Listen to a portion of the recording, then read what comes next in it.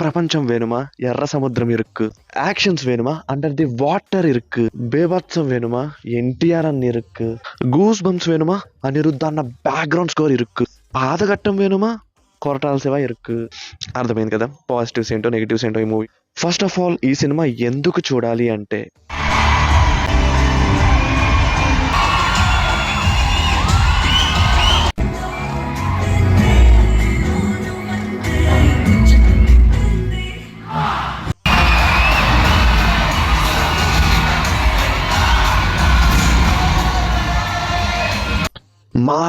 Mass NTR అన్న mass.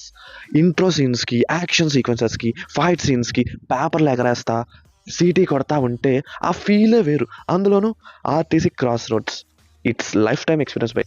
మీరు ఒక మూవీని ఇంతలా ఎంజాయ్ చేయాలనుకుంటే డైరెక్ట్గా పోయి టికెట్ బుక్ చేసుకుని డెఫినెట్గా మీరు ఎంజాయ్ చేస్తారు. ఒక మూవీ లవర్గా మాట్లాడుకుందాం.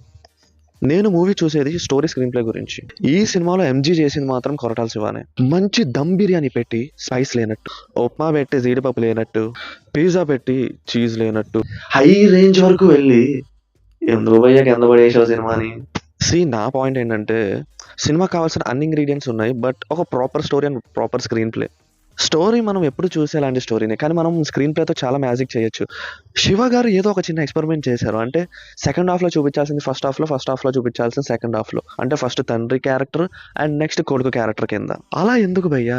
లైక్ ఫస్ట్ హాఫ్లోనే వరా క్యారెక్టర్ ఇంట్రడ్యూస్ చేసేసి మధ్యలో దేవరా క్యారెక్టర్ని ఎస్టాబ్లిష్ చేసుకుంటూ వెళ్ళి ఇంటర్వెల్ తర్వాత దేవరాని ఇంట్రో చేసి అండ్ సెకండ్ హాఫ్ అంతా దేవరాని పెట్టచ్చు కదా.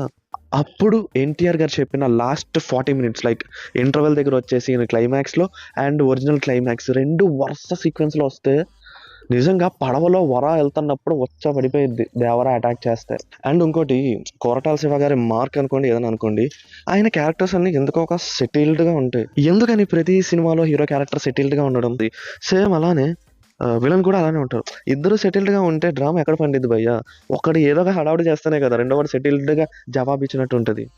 మనం ఓటీటీలోనే ఎంతో best stories and screen place చూస్తున్నాం.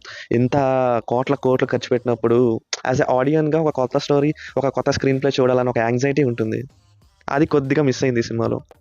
అప్ టు దసరా అంత నోటబుల్ తెలుగు రిలీజ్లు అయితే ఏమీ లేవు కాబట్టి, అండ్ దసరా ఫెస్టివల్కి టికెట్ రేట్స్ కూడా తగ్గిపోతాయి.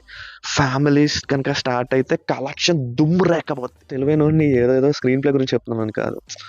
మామూలుగా మీరు కనుక సినిమా చూస్తే మీ ఫ్రెండ్స్తో మీరు డిస్కస్ చేయరా, అరే ఇక్కడ ఈ సీన్ ఇలా పెడితే బాగుంటుంది, అలా ఉంటే బాగుంటుంది అని. నేను అలానే జస్ట్ ఒక ఫ్రెండ్లీ మేనర్లో ఇలా ఉంటే బాగుండు అని ఒక సజెస్ట్ చేస్తున్నా.